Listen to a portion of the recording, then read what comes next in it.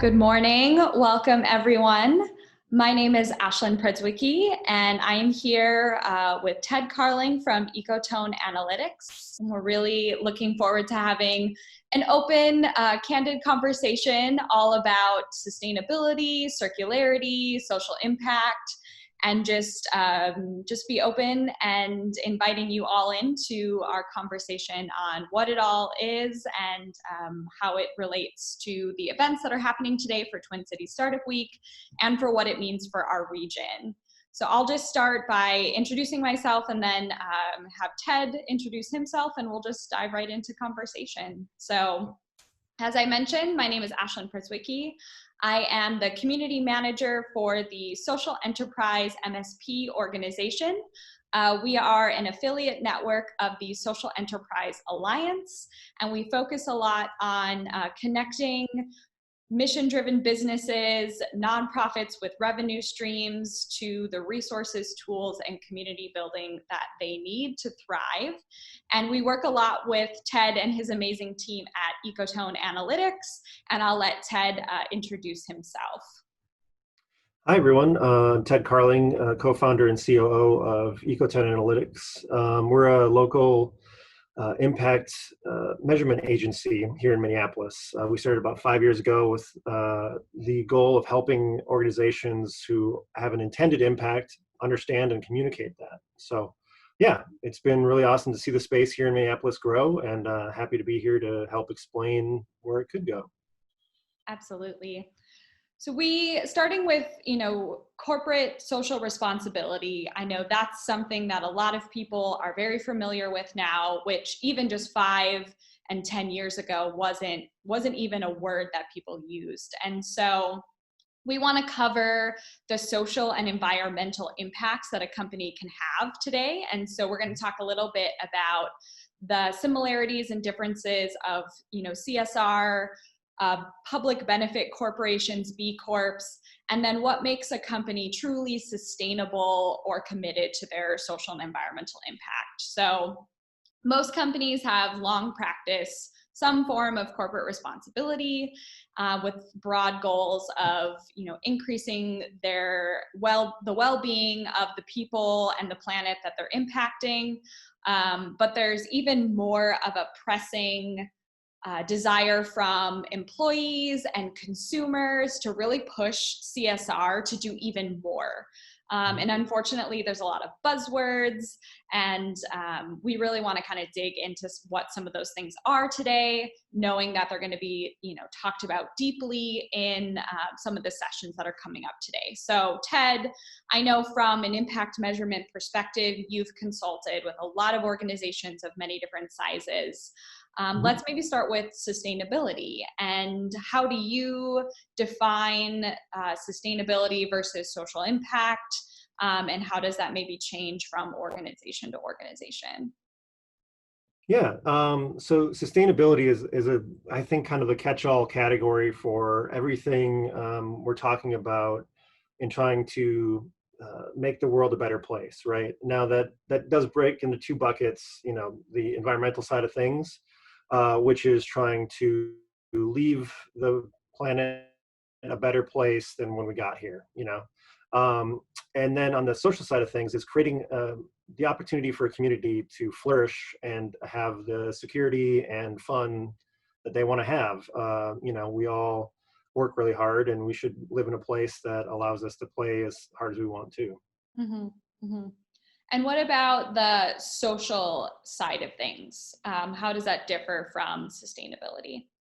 Yeah, well, you want to live in a society that you feel safe and valued in, and that your voice is heard. And more corporations are finding that they do have a role to play in that. I think certainly governments and just neighbors and friends all have a role to play as well. But as corporations understand that they have a very big footprint on people's lives, not only through the time that they work, but the products that they buy and the supply chains that they employ as well. Yeah. So sustainability focuses a lot on like the financial sustainability of an organization and the longevity. and also the environmental footprint. And then the social side of things focuses a lot more on the community, people's ethical side of what a company has an impact in. Definitely. Yep. Okay, cool. Are there any, like when we were talking about sustainability from, your impact measurement perspective, what are some of those things that companies are looking at in the environmental space in terms of like diving deeper into supply chain? I know you mentioned, what are some of the other things that people are measuring or trying to be thoughtful about when it comes to sustainability? Yeah, well, something more recently is packaging. Do they need the packaging at all? Like, can their thing survive if it gets bumped around on a truck a little bit and still be useful?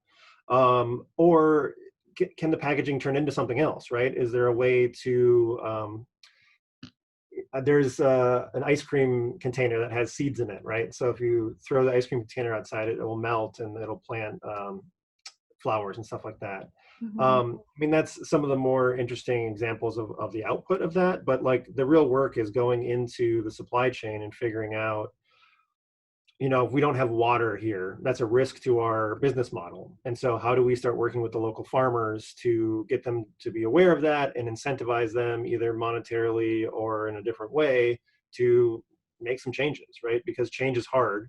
And when you're asking the people who are making the parts that make your product to change their lives or their production style, like that isn't cheap and easy for them either. So it's coming up with the plan and then defining why you're doing that and what those success metrics are. Mm-hmm. So can you give some examples of companies or startups that you know of or that you're working with, and some, like you mentioned packaging, you mentioned supply chain, you mentioned water. What are some of the other ways that you're seeing sustainability considerations being both important to a business and also good business, like actually helping the business do better? Yeah, well, on the larger side of things, I'll focus on that, the farmer and the regenerative ag kind of idea, right? If a company like General Mills can't buy wheat, they can't make Cheerios, and they don't have a business anymore. Not that that's the only thing they make, but it's certainly becoming much more of a not a nice to have, but a must have as a plan for climate change, as things we've seen this year have gotten more and more extreme. Having, doing what they can to be around for another years and to still provide the products that they are known for and like producing. Mm-hmm. Other things, Tech Dump here locally is helping people reuse and upcycle their old electronics. There's a group called Better Futures here as well that are taking houses apart instead of just smashing them and throwing them in a landfill, where they leach all their different lead and everything into the groundwater.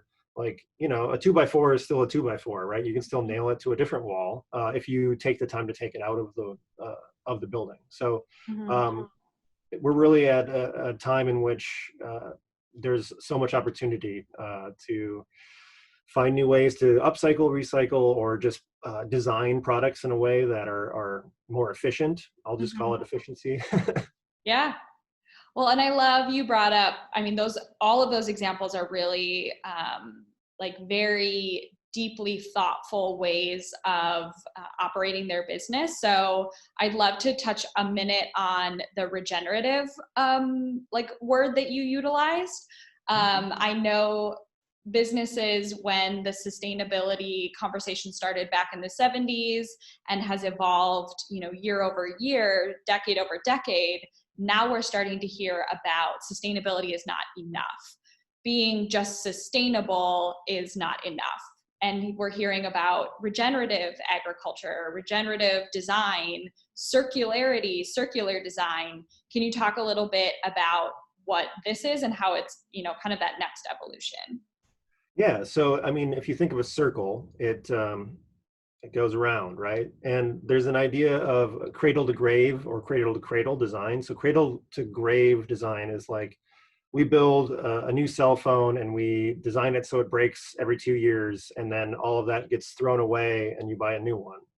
Mhm. Where cradle to cradle design is, we design a platform that people can use to play games or call people or look at their email, and it has a replaceable battery. It has some kind of upgradable screen or camera, or Mhm. is thought as a way to communicate, as instead of just like, how cheaply can we make this thing and how quickly can it break so someone will buy a new one, because our business model is just based on people buying new ones. Mhm. um, and that concept can be laid across everything that humans touch, and really designing it so that at the end of its usefulness, it becomes something else, or the parts of it get rebuilt into the next generation of products.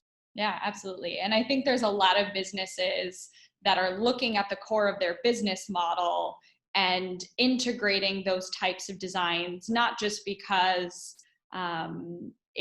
it is good to do, but that it's also good business. So you look at like the Patagonia, for example, and they take back their own products and they fix it, and that keeps, you know, their products going longer. It's better for, you know, their business model. And I think there's more and more businesses that are adapting this type of model where they are responsible for their products from, you know, the design to the end, and then Mhm. how are they keeping it longer, and also making money off of their own product rather than sending it directly into a landfill and then it's done. Yeah. So I think there's this innovative new wave of businesses that are building this in from the get-go, and I'm really excited because with my work at the Social Enterprise, Minneapolis St. Paul, and the Global Alliance, we see a lot of these businesses starting to get more recognition. So the Patagonias and, you know, King Arthur Flour and Ben and Jerry's, and just sort of these companies that are very forward thinking and transparent about their, you know, business models. And a lot of those fall into the category of social enterprise and social business. And so these businesses incorporate their social and environmental missions as a part of their core component of what they do.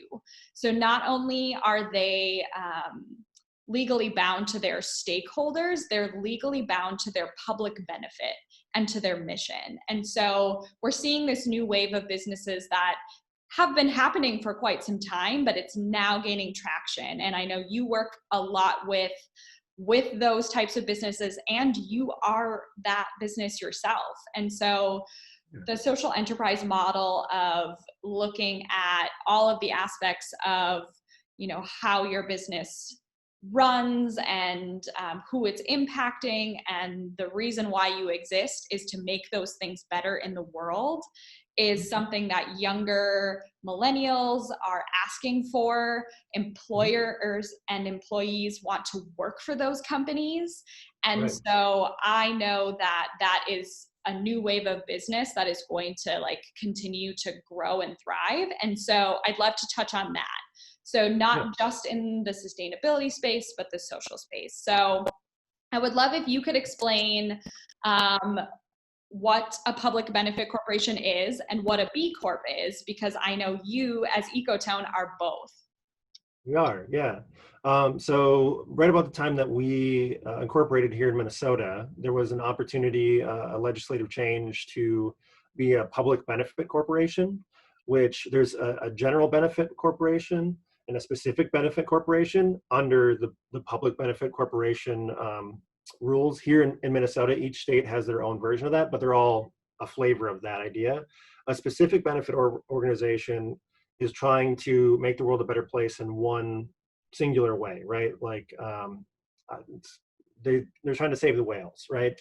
And in that way, their business model and they're beholden not only to the stockholders in their company, but also they have to, every decision they make has to make money and make sense for the whales, right? that specific benefit. A general benefit is a little bit of a wider approach that allows an organization to still have a general good that it's creating, but is both trying to make money and make that good. So that's a legal structure that you also, like, we're also an S corp, but you can be a C corp corporation as Mm-hmm. well. So every year we have to fill out a form with the city or the state of Minnesota and tell them what we did last year and how we continued to move our purpose forward. Then the B Corp side of things, or is as a certification run by B Lab, which is an organization out of Philly, and they have been around. Oh man, I think probably 10 years now, at least. And their hope was to get the conversation going around how do you know if an organization is good or not, right? Like we talk about sustainable business, we talk about best practices, but how do you know which one is actually doing it or not? And so it's a certification process that allows organizations that feel like they're walking the walk to get certified in that way. It's a pretty robust process, and it's based on a scoring system that they have internalized. That if you get over 80 points on their system, then you're certified as a B Corp. Mm-hmm. Which, there's a list of all the B corporations on their website, so you can go. Patagonia as one of them, and so is Ben and Jerry's and Ecotone and thousands of other organizations. And it's great to have that all kind of lumped in one area, so you can find someone in the service area or product that you're looking for. Mm-hmm. Yeah, absolutely. Yeah, we work with a lot of individuals that are both or one or the other. I think there's many different ways you can institutionalize and share your commitment to your values, no matter what your business structure is. And more businesses are doing that. And I know you mentioned some amazing local businesses, Tech Dump, Better Futures. I do believe they are nonprofits with like a business revenue generation, but there are a lot of other social businesses that make money and also make positive impact. And the more money they make, the more positive impact they have on our region and globally. And so at the work that we do, we try to help people understand how they can better connect their personal values, their business values with really bettering the community around them. And I think there's a couple different ways that we try to make it clear for people about how they can do that. So, social by selling. So looking at the products that you make and the impact of what you sell or to who you sell that product to. Like Tech Dump makes computers really accessible, so more people who maybe didn't have access to them can afford to have really great technology. And so looking at what they sell and to who they sell it.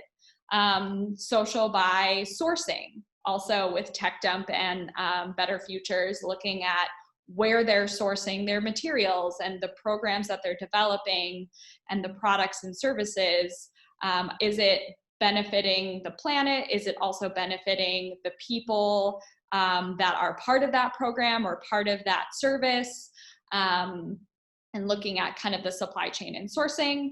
And then social by sharing. So there's also a lot of organizations that have a give back program, or they donate part of their profits to charitable causes, which is kind of the easiest way to start making an impact. We have an incredible business, Finnegan's, that donates 100% of their profits from certain beer sales to go towards hunger initiatives.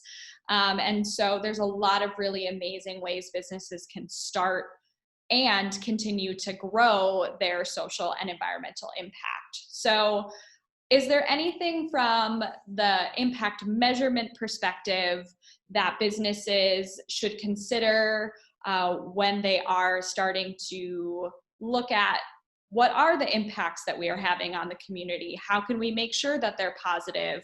What types of data or measurements are important for a company to be thinking about? Yeah, so I would say find there's some frameworks out there that are globally kind of looked to. So the UN has created the Sustainable Development Goals, and that's there's 17 areas in which everyone can try to help make the world a better place. There are subcategories to each one of those areas if you really want to get specific on what you're doing. But that's becoming, from the corporate standpoint, a way for them all to agree on what they're working on and what their goals are. So that's just aligning yourself with the current coin of the realm, I would say. If you want to go a little bit deeper, the impact management project framework is getting at the who, what, and how much you're doing for for the population or environment that you're working with. So yeah, I mean, from the key indicator standpoint, it really depends on what you're leveraging to make change for whom, right? Yeah, That's really absolutely. where we spend a lot of time figuring it all out. Yeah, that's amazing. I know from my perspective, we talk a lot about the sustainable development goals, and more companies, nonprofits, NGOs are sort of aligning to those 17 goals and the indicators and targets beneath them, so we can, reach our global goals of reducing poverty, gender equity, and I think you as a business can find elements of multiple different types of goals that align with your values and kind of work towards that shared framework, which is really exciting. And I know the region, we have our own UN Sustainable Development Goal group and roundtable. So you can start aligning and connecting with other like-minded business leaders and individuals that are working on this. I know the B Corp certification that you mentioned earlier, there's a free assessment where you can just start to see kind of where you are at in terms of your own impact. And so that's always a really exciting thing to just like start auditing yourself, and looking towards those targets and those goals for that certification. And so I kind of wanted to end on a last few notes around social and environmental work being intrinsically interconnected. I know we're seeing more and more that silos are just not enough for us to get all of the work done that we're looking to, and we need to better interconnect and work together.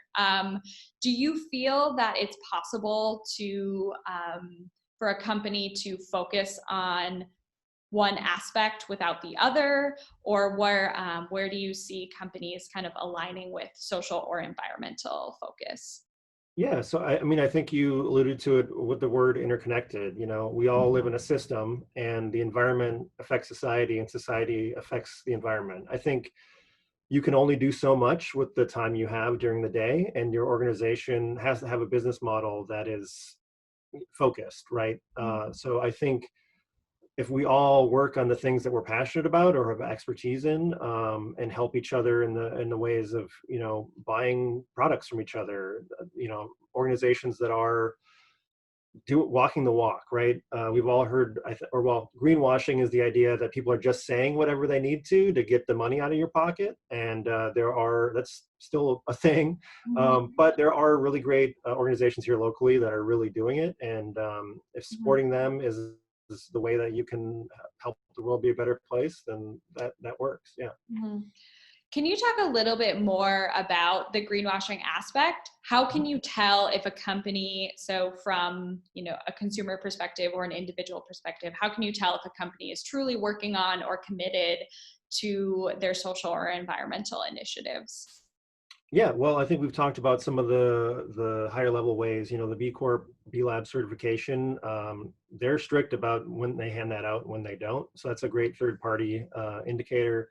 If they're legally structured as a general benefit or a specific benefit organization, that's a good sign. You know, um, People who are really doing it talk about it in a way that is really real, and I think you can read that. But yeah, looking into people's websites and asking them questions is still the best way to understand more about if they're really doing it or if it's just the flavor of the advertising this week. Yeah, absolutely. So seeing what the transparency is, seeing what plans are in place to make it to whatever goals that they have. Is there a team that's assigned to this type of work? Depending on the size of the organization, what is their transparency is I think the number one thing. And having third-party audits and all of that is excellent.